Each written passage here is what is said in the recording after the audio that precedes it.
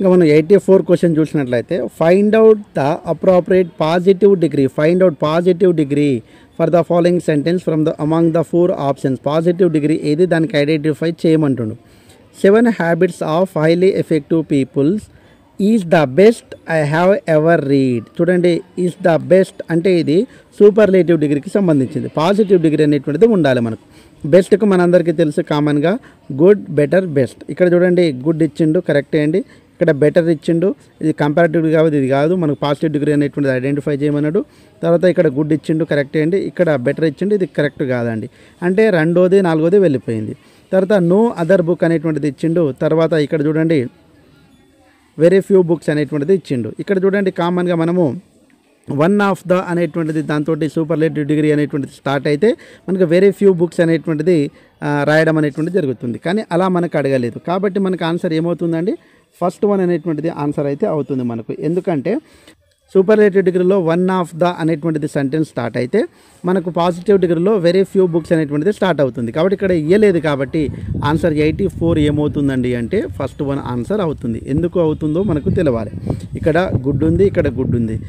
One of the అనేటువంటిది ఇస్తే superlative డిగ్రీలో ఇక్కడ మనకు ఏముంటుంది, వెరీ ఫ్యూ ఉంటుంది. కానీ ఇక్కడ లేదు కాబట్టి థర్డ్ వన్ ఆన్సర్ కాదు, ఫస్ట్ వన్ ఆన్సర్ అవుతుంది. కాబట్టి 84 ఫస్ట్ వన్ ఆన్సర్ అవుతుంది. కాబట్టి చాలా జాగ్రత్తగా గమనించండి. నెక్స్ట్ మనం 85 చూసినట్లయితే find out the appropriate comparative degree అనేటువంటిది ఐడెంటిఫై చేయమంటుండు.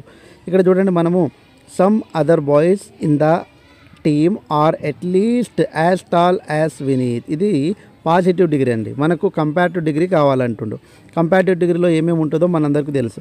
టాల్ అనేటువంటిది ఏంటంటే పాజిటివ్ డిగ్రీ కాబట్టి ఇది ఆన్సర్ కాదు.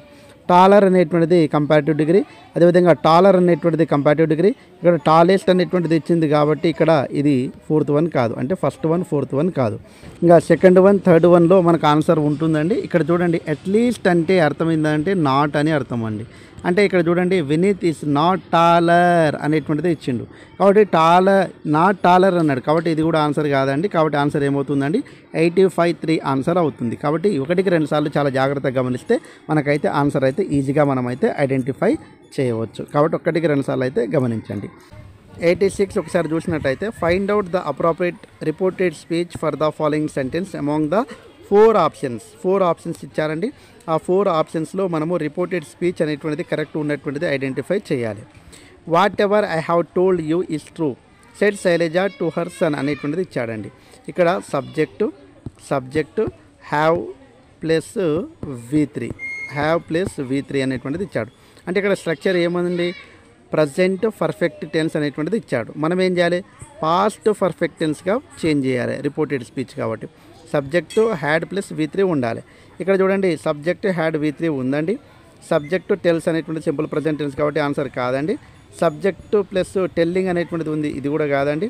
సబ్జెక్టు హ్యాస్ V3 హ్యాస్ అనేటువంటి ప్రజెంట్ పర్ఫెక్ట్ టెన్స్కి సంబంధించింది కాబట్టి ఇది కూడా కాదండి.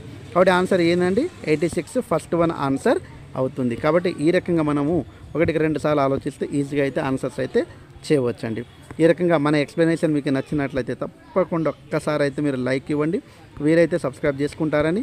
ఈ వీడియో ఎలా అనిపించిందో కామెంట్ రూపంలో తెలియజేస్తారని మనస్ఫూర్తిగా కోరుకుంటూ మరికొన్ని వీడియోస్ కావాలంటే తప్పకుండా మన ఛానల్ లైక్ చేస్తారు మనస్ఫూర్తిగా కోరుకుంటూ ముగిస్తున్నాను.